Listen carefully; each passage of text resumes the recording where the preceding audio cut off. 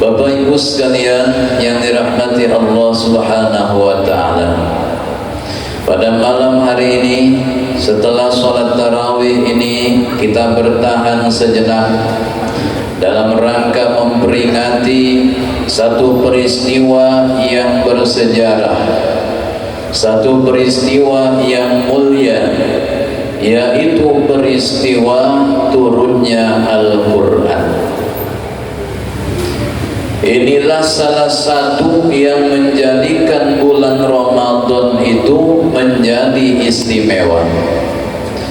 Banyak hal-hal yang menjadikan Ramadan ini istimewa. Di antaranya bulan Ramadan ini menjadi istimewa buat kita karena di bulan Ramadan ini kita diwajibkan berpuasa Ramadan. Kewajiban puasa di bulan Ramadan ini menjadikan bulan Ramadan begitu istimewa buat kita. Menjadi bulan yang kita tunggu-tunggu dalam satu tahun. Apalagi yang menjadikan Ramadan istimewa? Di antaranya lagi Ramadan menjadi istimewa karena di bulan Ramadan ada Lailatul Qadar yang biasanya terjadi pada 10 malam terakhir di bulan Ramadan. Apalagi yang menjadikan Ramadan ini istimewa? Di antaranya adalah nuzulul Quran, turunnya Al-Quran. Ini yang menjadikan Ramadan ini istimewa. Kalau sekiranya Al-Quran turun di bulan Syawal, maka Syawal akan menjadi sangat istimewa. Kalau sekiranya Al-Quran turun di bulan Rajab, maka bulan Rajab akan menjadi sangat istimewa. Tapi Allah memuliakan bulan Ramadan ini dengan diturunkannya Al-Quran. Allah berfirman, "Syahrul Ramadan alladzi unzila fihi Al-Quran." Bulan Ramadan adalah bulan yang di dalamnya diturunkan Al-Quran. Kalau kita mendengar istilah turun, berarti Al-Quran ini dari atas turun ke bawah. Dan memang seperti itu. Al-Quran sudah Allah taruh, Allah letakkan di Lauhul Mahfuz. Maka pada malam Lailatul Qadar, pada malam yang dimuliakan itu, Allah turunkan Al-Quran dari Lauhul Mahfuz ke langit yang pertama, di satu tempat yang disebut dengan Baitul Izzah. Ini satu tempat di mana Al-Quran diturunkan di situ, ditaruh di situ, di langit yang pertama ini. Kemudian dari langit yang pertama ini diturunkan lagi kepada Nabi Muhammad sallallahu alaihi wasallam. Diturunkan secara berangsur-angsur. Kurang lebih 23 tahun. 30 juz ini diturunkan kepada Nabi kita dalam jangka kurang lebih 23 tahun.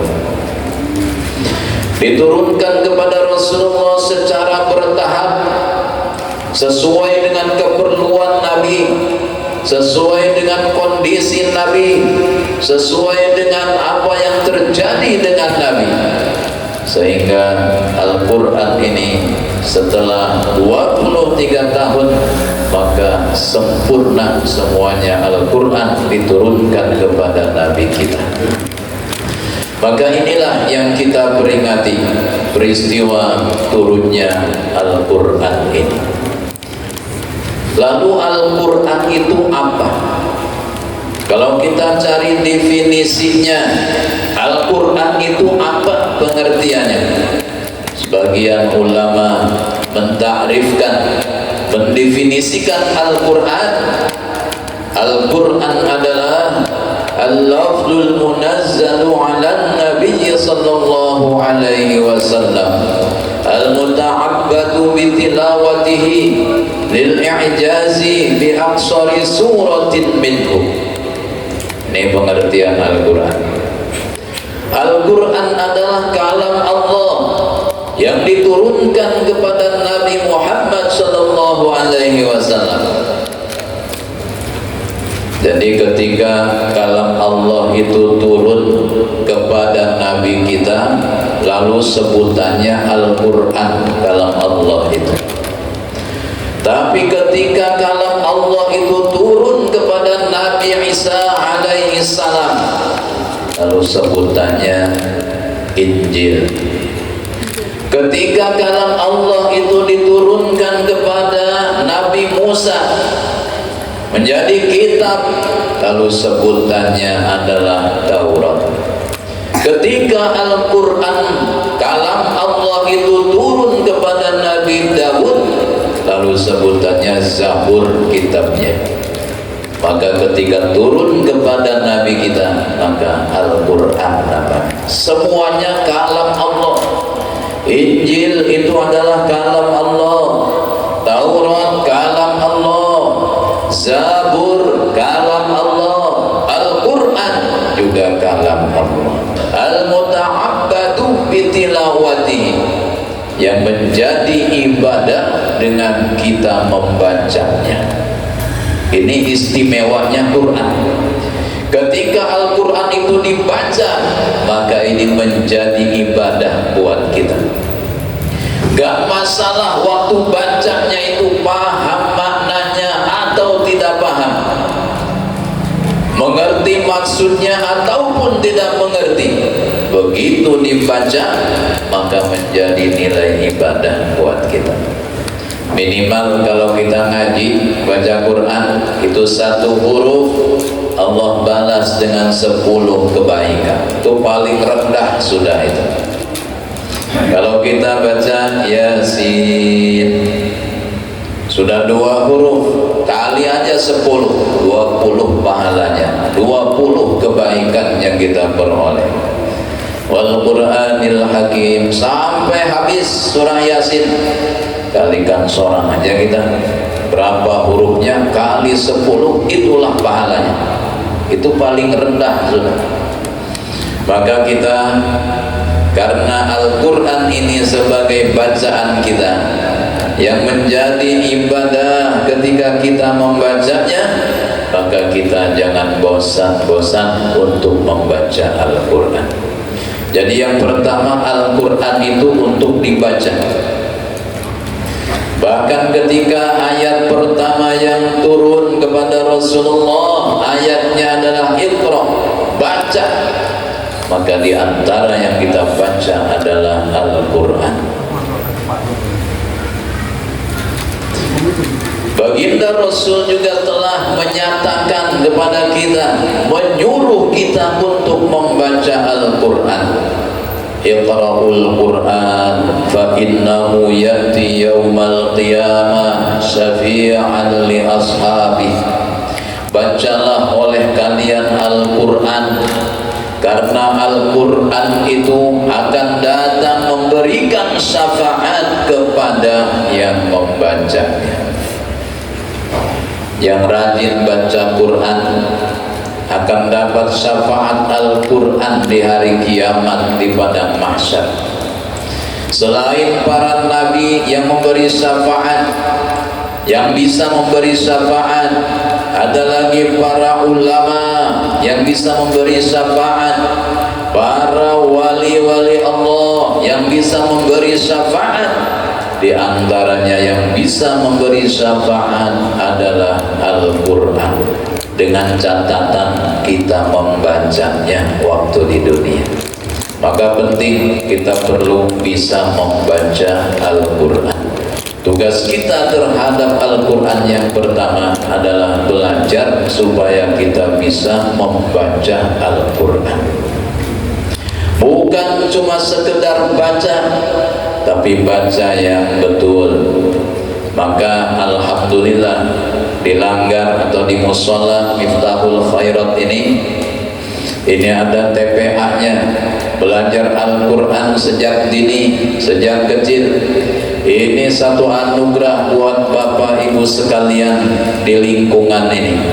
Gak perlu jauh-jauh, gak perlu ke tempat jauh, di dekat di lingkungan sini sendiri sudah ada tempat untuk mempelajari Al-Quran. Maka masukkan anak-anak kita ke TPA di sini supaya anak-anak kita menjadi ahli Quran. Artinya yang bisa baca Quran. Kadang-kadang kita kan bapaknya sudah nggak ahli Quran, sudah kadang tapi bisa baca Quran. Mamanya juga sudah kadang bisa baca Quran. Maka jangan semua nggak bisa baca Quran. Kalau bapaknya sudah kadang tapi bisa, mamanya sudah kadang tapi bisa juga, maka minimal anak yang kita jadikan menjadi pandai membaca Al-Quran. Harus ada di antara anak-anak kita yang ahli Quran, yang pandai membaca Al-Quran.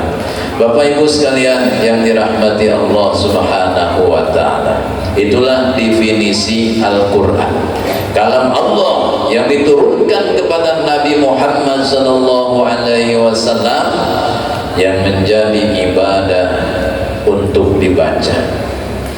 Maka kita nggak usah pusing, kenapa saya baca Quran ini dapat pahala atau enggak, sebab saya ini nggak tahu artinya, nggak tahu maknanya. Pokoknya baca aja, biar nggak tahu artinya, baca dapat pahala kita. Lalu secara ringkas, apa yang terkandung di dalam Al-Quran ini? Maka Nabi menjelaskan di sini sebagian daripada kandungan isi Al-Quran. Di dalam Quran itu, Kitabullah fi, dalam kitab Allah, di dalam Al-Quran itu terkandung naba'u ma qablaku, ada cerita-cerita orang-orang yang hidup sebelum kita dulu, di zaman sebelum kita. Banyak ceritanya di dalam Al-Quran, umat-umat yang terdahulu. Kalau kita baca Al-Quran, bahkan di juz yang pertama, Allah sudah menceritakan bukan umat terdahulu lagi, tapi manusia yang pertama, Nabi Adam alaihi salam. Allah ceritakan di dalam Al-Quran. Jadi Al-Quran itu menyatakan Nabi Adam itu manusia yang pertama, khalifah pertama di muka bumi ini. Jadi nenek moyang kita ini Nabi Adam, leluhur kita ini Nabi Adam. Jangan ngikuti teori-teori orang barat yang gak jelas, yang gak bisa dipertanggungjawabkan. Katanya selain Nabi Adam itu bukan manusia pertama. Leluhur kita ini katanya monyet, warik. Ini teorinya Darwin kalau nggak salah ini. Yang diumpati teori yang semacam itu. Allah sudah menyatakan khalifah di muka bumi adalah Nabi Adam alaihi salam. Maka di dalam cerita Nabi Adam ini ada cerita Nabi Adam melawan iblis, bagaimana iblis menyesatkan, mengganggu Nabi Adam ini. Bahkan bersumpah iblis ini sampai kepada seluruh turunan Nabi Adam akan disesatkannya, akan diganggu. Ini dalam Al-Quran. Ini cerita yang bahari banar ini. Inilah yang ujar Nabi, naba'u ma qablakum, cerita-cerita orang sebelum kita yang hidup di zaman sebelum zaman kita. Dalam Quran ada cerita Fir'aun. Ada kata sering kita baca cerita Fir'aun. Fir'aun ini raja, cuma rajanya sudah kelewatan. Kenapa kelewatan? Kelamaan berkuasa ini raja ini, sampai akhirnya ngaku menjadi Tuhan. Ana Rabb rabbukumul a'la, aku adalah Tuhan kalian yang maha tinggi. Padahal orangnya nggak tinggi-tinggi benar Fir'aun itu, ngaku Tuhan maha tinggi pula. Apa yang terjadi? Karena sombong Fir'aun ini, akhirnya Allah tenggelamkan di dalam laut. Mati Fir'aun ini dengan pasukan-pasukannya. Di dalam Quran termasuk cerita-cerita orang-orang yang hidup sebelum kita. Ada Qarun. Qarun ini termasuk bubuhan Fir'aun juga, keluarga Fir'aun juga nih Qarun ini. Qarun ini orang kaya, orang sugih, konglomerat kalau sekarang ini. Hartanya di mana-mana, gudang hartanya ada di mana-mana. Kunci gudangnya yang bawa itu onta yang besar daripada banyaknya gudangnya. Kalau kita kan punya kunci paling 1-2 buting aja, ditaruh di saku aja sudah aman. Ini Qarun gudangnya sampai ontak yang ngangkut daripada banyaknya. Sugih luar biasa. Tapi apa yang terjadi? Akhirnya Qarun ditenggelamkan ke dalam bumi, ditelan oleh bumi.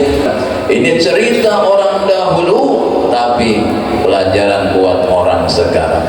Laqad kana fi qasasihim ibratun liulil albab. Pada cerita-cerita orang-orang bahari itu jadi pelajaran buat kita sebetulnya, yang mau berpikir, yang punya akal, yang hakun memikirkan. Ini jadi pelajaran. Belajar dari Fir'aun, para pejabat, para penguasa, jangan sombong. Belajar dari Qarun, orang sugih, orang kaya, jangan pelit. Kenapa khawatir kalau kayak Qarun nasibnya? Bapak Ibu sekalian yang dirahmati Allah Subhanahu wa ta'ala, banyak cerita-cerita di dalam Al-Quranul Karim itu. Apalagi isi Al-Quran ujar Nabi, wa khabaru ma ba'dakum. Al-Quran itu mengandung, memuat cerita-cerita orang-orang yang setelah kamu nanti. Jadi keadaan umat yang akan datang itu sudah digambarkan, diceritakan di dalam Al-Quranul Karim. Sehingga banyak hadis-hadis Nabi yang menjelaskan tentang keadaan umat. Yang ujar Nabi, sayati zamanun ala ummati, sayati zamanun ala ummati, akan datang satu zaman atas umatku. Berbagai macam gambaran digambarkan oleh Rasulullah, kehidupan yang belum terjadi di zaman Nabi, tapi akan terjadi nanti setelah baginda Rasul tidak ada. Di antaranya ujar Nabi, akan datang satu masa nanti di mana seseorang ke masjid, ke musola 1 jam menunggu imam, tidak ada yang maju untuk menjadi imam. Akan datang masanya seperti itu nanti. Masjid kosong daripada imam, daripada yang bisa jadi imam. Musola-musola kosong, tapi ada yang bisa, yang wani jadi imam. Sejam sudah datang menghadangi imam, kada ada yang waninya jadi imam. Enggak, itu bulikan aja kita, mbah yang masing-masing jalan. Ini jangan sampai terjadi di tempat kita. Mungkin tidak semua wilayah seperti itu, tapi di sebagian tempat ini akan terjadi, karena Nabi sudah mengatakan demikian. Kalau dilanggar sini, insya Allah standby sudah imamnya, ada kemana-mana lagi, tinggal jamaahnya aja lagi datang nggak ada. Imamnya sudah ada, sudah siap, tapi sebagian masjid di pelosok, sebagian langgar di pelosok. Kadang-kadang subuh aja kada buka langgarnya, nggak ada orangnya, nggak ada kaumnya, nggak ada imamnya. Zuhur kada buka juga, asar kada buka juga, maghrib baru buka, isya kunci lagi sudah. Ini nasibnya nih, sebagian masjid langgar di pelosok-pelosok seperti itu. Maka bersyukur langgar ini makmur luar biasa. Apalagi terawihnya sudah diisi dengan Quran, bacaan Quran setengah juz semalaman oleh guru kita Guru Bahrudin, luar biasa. Ini perlu dipertahankan, ini perlu dilanjutkan. Ini langka ini. Mungkin di Banjarbaru cuma di sini yang pakai satu malam setengah juz. Nggak usahlah 1 juz, capek, kelabasan. Setengah 10 baru selesai. Setengah juz cukup, sampai jam 9 selesai sudah. Di lain ya mungkin yang surah-surah pendek itu jam 9 kurang 10 sudah selesai.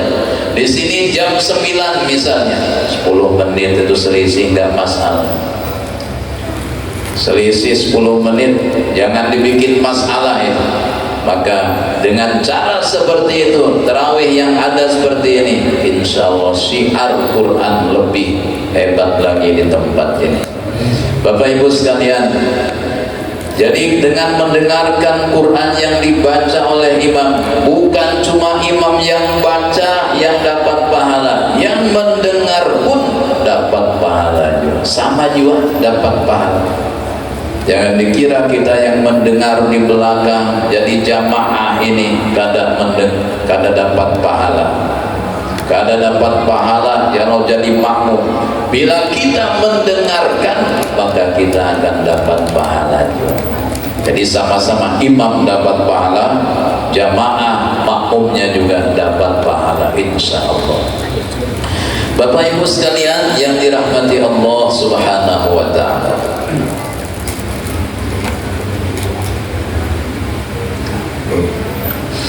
apalagi ujar Rasulullah, isi kandungan Al-Quran untuk menghukumkan berbagai macam yang ada di antara kita, kejadian-kejadian, peristiwa-peristiwa, semua hukumnya sudah Allah tetapkan di dalam Al-Quran.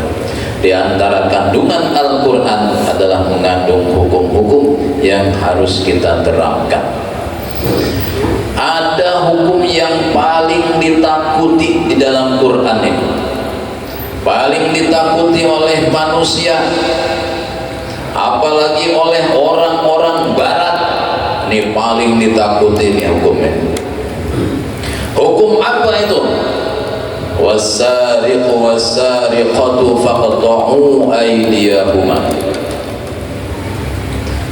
Pencuri laki-laki dan pencuri perempuan, potonglah tangan mereka. Ini ayat paling ditakuti. Hanya beberapa negara Islam yang mampu menerapkan hukum ini dalam hukum negara. Saudi masih pakai nih ayat ini. Bila ada pencuri laki-laki, potong tangannya. Bila ada pencuri perempuan, potong tangannya.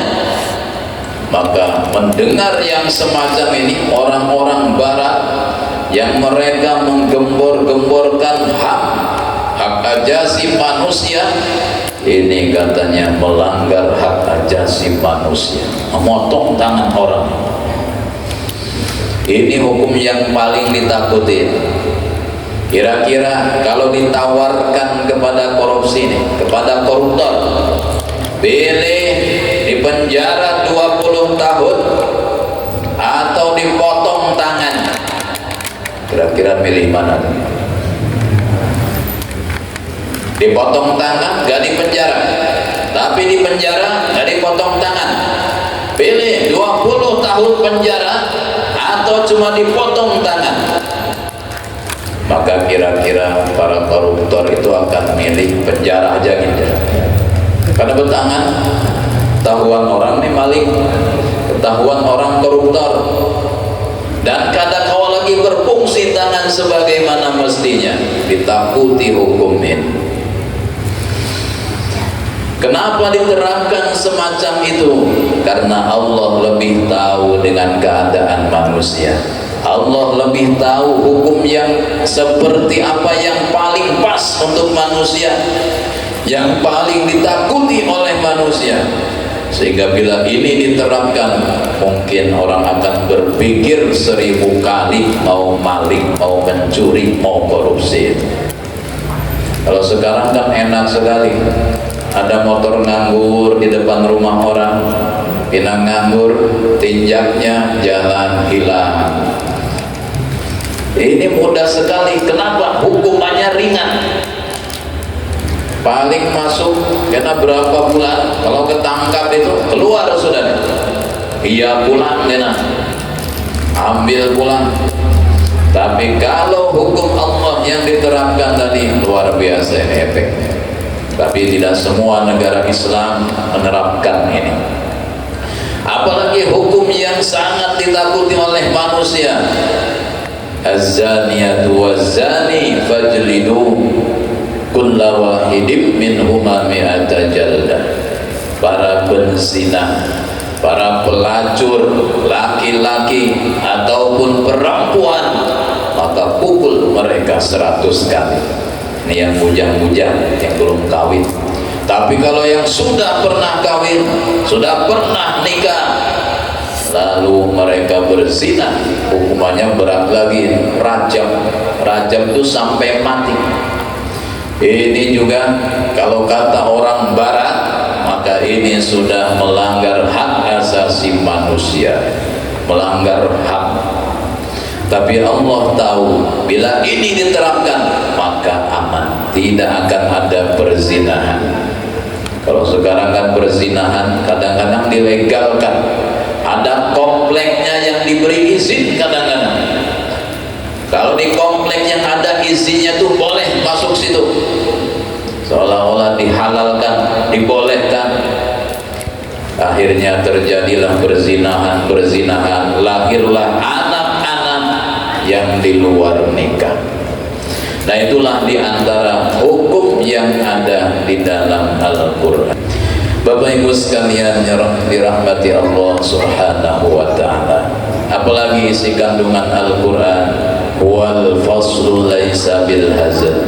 Quran itu adalah satu kepastian, hukum yang pasti, bukan main-main, bukan begayaan, bukan senda gurau. Ujuran Al-Quran itu. Dahulu pernah ada nenek-nenek itu di TV ngomong, itu Quran itu hanya dongeng, cerita aja, itu hanya ramalan saja. Ini orang kada beriman caranya ini. Maka Quran itu adalah sesuatu yang pasti, bukan main-main, bukan senda gurau. Bapak Ibu sekalian yang dirahmati Allah Subhanahu wa ta'ala, apalagi Al-Quran, wa huwa alladzi la tazigu bihil ahwa. Quran ini tidak bisa dibelokkan dengan hawa nafsu, gak bisa diselewengkan. Al-Quran ini dari dulu sampai sekarang, Al-Quran tetap terjaga. Allah yang sudah berjanji, inna nahnu nazzalna dzikra wa inna lahu lahafizun. Kami yang telah menurunkan Al-Quran dan kami yang memeliharanya, kami yang menjaganya. Bagaimana Allah menjaga Al-Quran? Allah menjaga Al-Quran dengan perantaraan, di antaranya dengan banyaknya umat Islam yang menghafal Al-Quran. Dengan banyaknya yang hafal Al-Quran, Al-Quran yang ada di tengah masyarakat, mushaf-mushafnya terjaga daripada penyelewengan, daripada kesalahan-kesalahan. Makanya bila ada mushaf yang salah, 1 minggu saja beredar, ketahuan sudah salahnya oleh orang-orang Islam ini. Kenapa ribuan di Indonesia ini yang anak-anak menghafal Al-Quran? Bila ada ketinggalan 1 huruf, 1 kalimat, dirubah barisnya, maka ini akan ketahuan. Allah jaga ini. Mudah-mudahan kita termasuk orang-orang yang diberikan anugerah oleh Allah kawa menjaga Al-Quran. Amin ya rabbal alamin. Bapak Ibu sekalian yang dirahmati Allah Subhanahu wa ta'ala, wala taltabisul bihil alsinah. Kemudian Al-Quran ini tidak akan menjadi samar, tidak akan kabur dengan sebab diterjemahkan ke berbagai bahasa apapun. Al-Quran ini sudah berbagai macam bahasa terjemahnya ini. Tapi terjemah yang ada itu tidak mengaburkan isi kandungan Al-Quran. Yang Arabnya tetap nggak akan berubah. Ada terjemah bahasa Indonesia, bahasa Inggris, bahasa Cina, bahasa Spanyol, macam-macam, tergantung negaranya. Tapi Al-Quran tetap terjaga meskipun diterjemahkan ke berbagai bahasa. Wala tashba'u minhul ulama. Kemudian Al-Quran ini, ulama tidak pernah merasa kenyang daripada Al-Quran. Ulama tidak pernah kenyang menggali isi kandungan Al-Quran. Ulama tidak pernah kenyang untuk membaca Al-Quran. Ini kehebatan Quran ini. Gak ada orang kenyang, orang bosan membaca Al-Quran, mengkaji isi kandungan Al-Quran. Ulama-ulama mereka semuanya semangat, mereka tidak pernah bosan, tidak pernah kenyang untuk mengaji Al-Quran, membaca Al-Quran.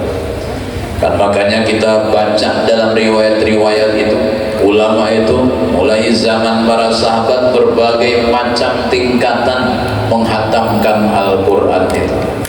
Ada yang sebulan 1 kali khatam, ada yang sebulan 2 kali khatam Quran, ada yang 7 hari 1 khatam, ada yang 4 hari 1 khatam, ada yang 3 hari 1 khatam, ada yang 1 hari 1 khatam, bahkan ada yang 1 hari 2 khatam, ada yang 1 hari 4 kali khatam. Ini semuanya para ulama tidak pernah kenyang daripada membaca Al-Quran ini. Mudah-mudahan kita juga semangat dalam membaca Al-Quran, terutama di bulan suci Ramadan ini.